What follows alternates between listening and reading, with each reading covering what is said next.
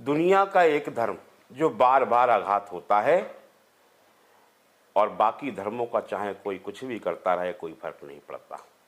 जी हाँ, मैं बात कर रहा हूं आज उस बच्ची की 22 वर्षीय शर्मिष्ठा पनौली।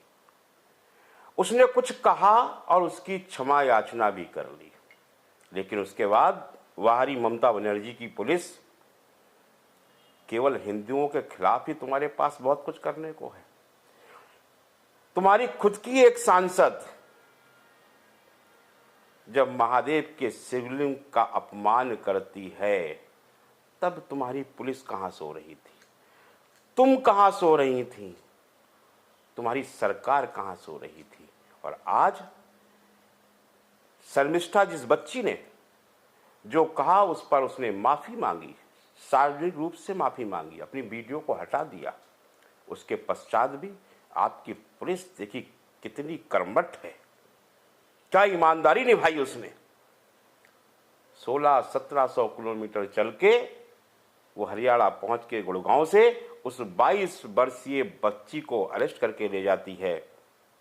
क्या यह दिखाने के लिए, उन लोगों को खुश करने के लिए कि देखो तुम हमारे वोट बैंक हो, इसलिए तुम्हारी खुशी के लिए हम ये कार्य कर रहे हैं। और शर्म आनी चाहिए। मैं हरियाणा पुलिस को कहता हूं, उनका सहयोग लेने ये पुलिस जब पहुंची होगी।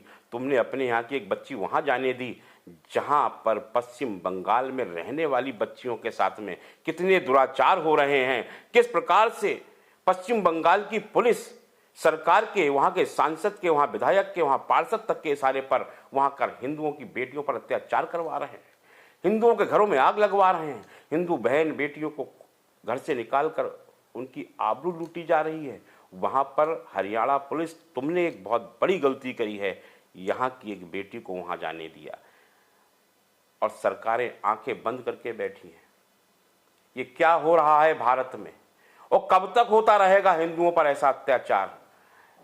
यही भारत है जहां का उत्तर प्रदेश का एक पूर्व मंत्री, कैबिनेट मंत्री रामचरितमानस पर किस अभद्र प्रकार से टिप्पणी करता है, उसको फाड़ने का प्रयास करता है।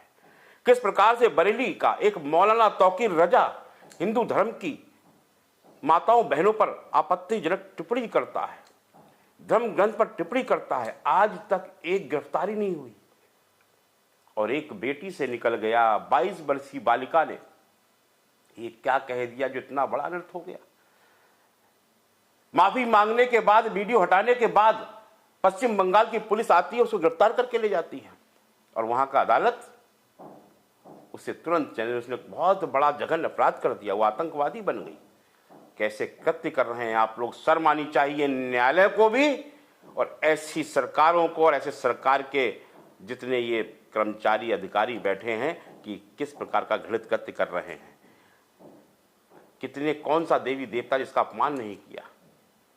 महाराष्ट्र का एक मुस्लिम भगवान श्री चित्रगुप्त जी को और यमराज को मांस भक्षण करता हुआ दिखा रहा है, मांस बेचता हुआ दिखा रहा है, इस प्रकार के कृत्य कर रहा है। उस पर आज तक कुछ नहीं हुआ। हमने खुद स्वयं FIR करी, किसी पर समय नहीं है। लेकिन अगर एक धर्म पर कुछ कह दिया तो उस पर आघात हो गया, धर्म का क्या विरोध कर दिया, हाहाकार मच जाएगा। और हिंदू देवी देवताओं का तुम कुछ भी अपमान करो, कोई हाहाकार नहीं मचेगा। हिंदुओं तो बस समझने की बात है। और एक बात और कहता हूं, वो हमारी बेटी है, भारत की बेटी है।